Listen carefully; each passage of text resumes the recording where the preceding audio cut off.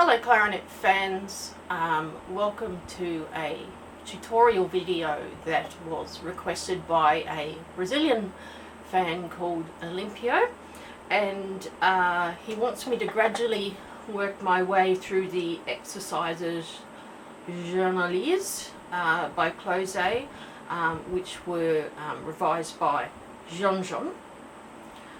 So I'll do one video per exercise, and what I'm going to teach you is how to learn it rather than just play it at full speed, because I've had a number of comments over the years, oh, can't you play it slower, so that we can work our way through it, and that's what I'll do. And I'll also show you tips on how to learn it quicker, and what I mean is by being able to spot patterns and scales and arpeggios and that sort of thing, key changes, circle of fifths, that sort of things that'll make you learn it easier, so that you don't have to think quite so much. I'm quite about not thinking too much when I'm learning a piece. I found that especially actually in the Francais concerto towards the end, is that often, despite the B major signature, is that he often uses so many accidentals that you're coming up and down C major scales actually. Because I did try the Francais, which was transposed for A clarinet, and it's near impossible. Whereas I found that for the B flat clarinet, the concerto actually is quite a little easier, because it's very cleverly written for the B flat clarinet via the use of accidentals. So I'm not going to play, I'm looking at the first one in this video, and I'm not going to play it full speed, but I will play it so that you understand what sort of key you're in, and why the piece is panning out the way it does, and if I can find a few nice little tricks in there as well to make it easier, we can do that. Because I'm currently, clarinet's not my main instrument at the moment. I'm playing recorder, and I'm playing a lot of Baroque stuff, and I'm playing with a recorder player in an ensemble, and he's not quite as proficient. But I say, look, if you look at it, there's that arpeggio, that arpeggio, that arpeggio, and suddenly it becomes so much easier. And also, I taught him some trick fingerings as well. There's not as many trick fingerings on the clarinet, but knowing when to use your side C is very important, and knowing your way around the finger keys as well is also very important. So, if we look in the first line, we're mainly circling around C major with a little sort of G major, the odd C sharp, which indicates D major. So they're your main. So C to G to D, sort of circling around C major. So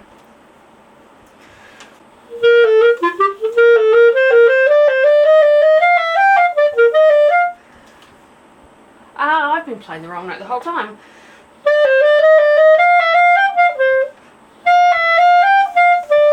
And that's probably my fault, is that I was looking far too way ahead. So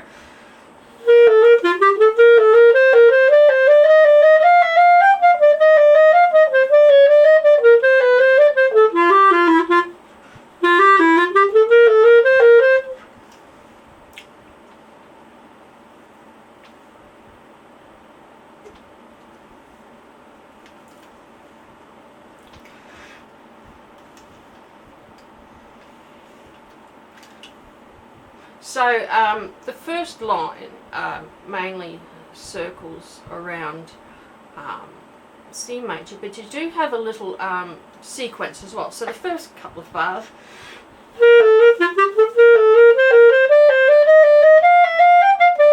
and this is your sequence.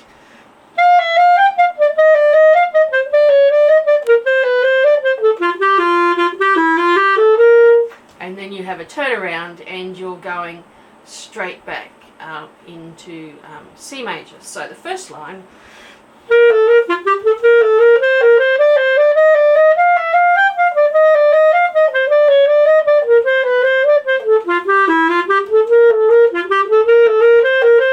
and familiar territory here.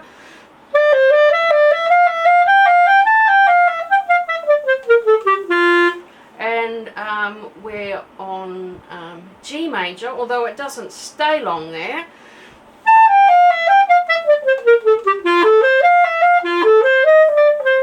And so G major, D7th.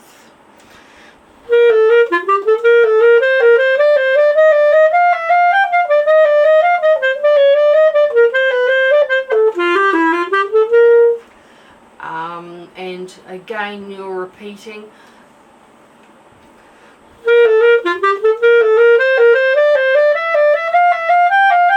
Now here's something interesting.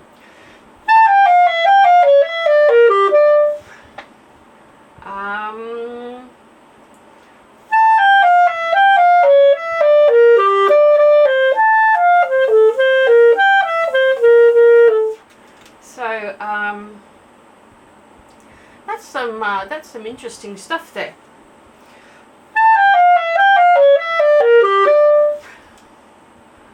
Sort of some E minor, A minor stuff, and a few more sequences.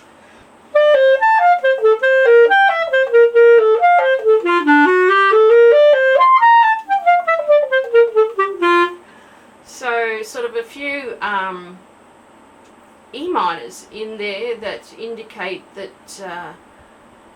it wants to go to G major.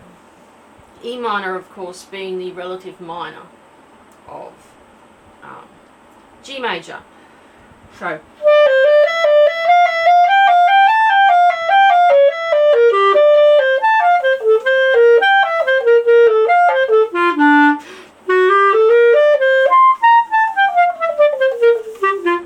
because these exercises are exercises and you're not playing in a major symphony orchestra, you can take a little bit of time.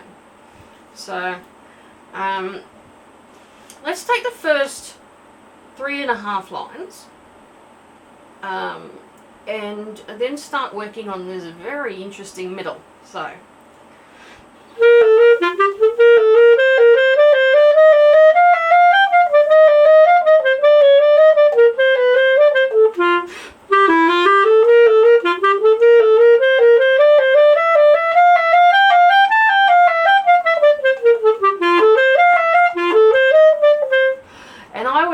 I know I've got a few sort of breath marks indicated, but I do prefer to slow down there and take the breath actually on the bar line.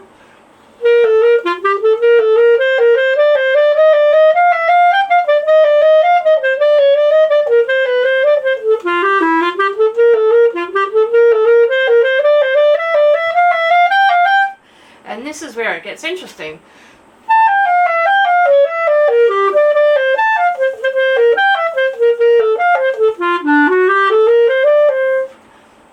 Excuse the wrong notes there, but as I'm saying, this is me learning it. I haven't seen this before, so the odd wrong note is inevitable. So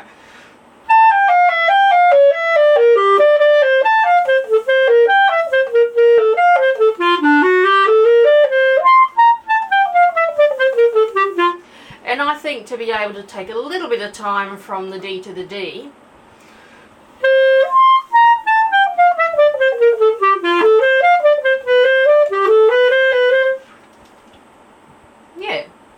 so this is starting to get really interesting, isn't it? I love these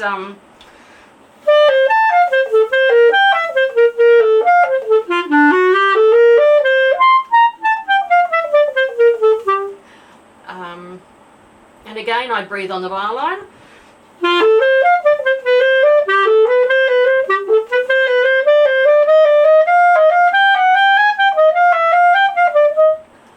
And yeah, we're going into some really interesting stuff here.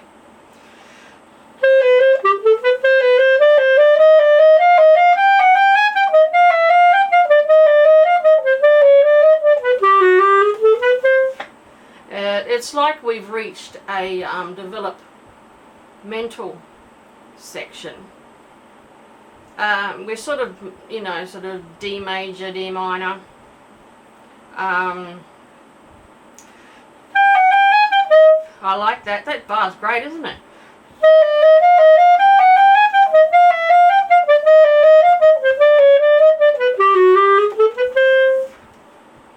And a little bit of a chromatic there. So, sort of the sequence.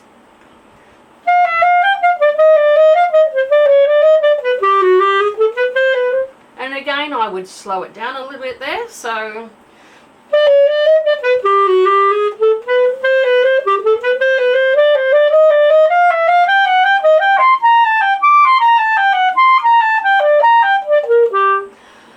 And I would open up the throat for the top E.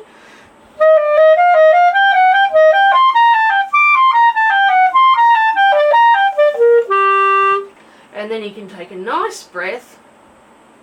And here I would back up a little bit.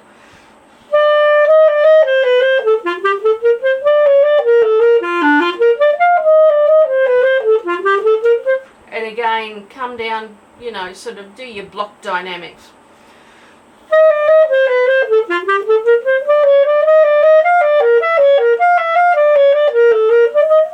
And make sure that you're using your left hand C there.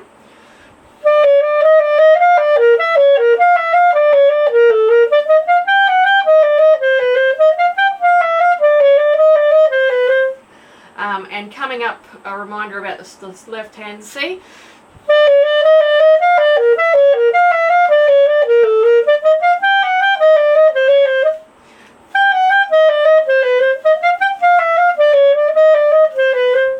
And then you're very much into your C's.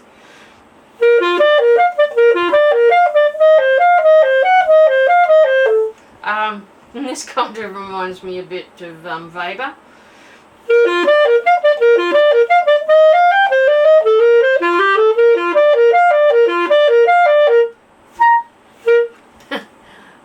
So let's break down the next. So let's break down the last third of the piece.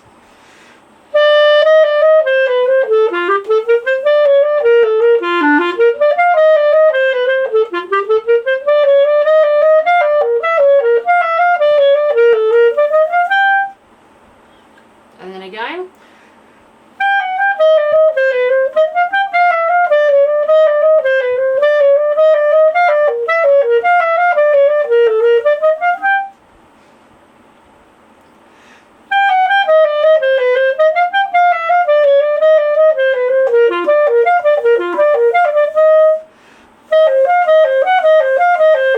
You'll have to forget my mouth. I'm not very fit at the moment, but and again that's a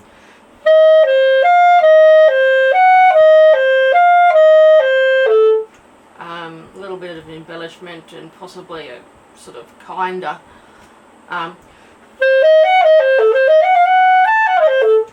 diminished seventh.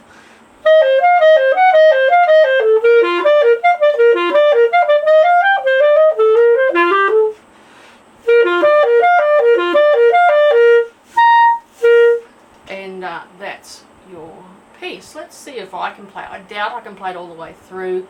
My chops at the moment definitely aren't up to it. That's about the speed you would play it at, I think. So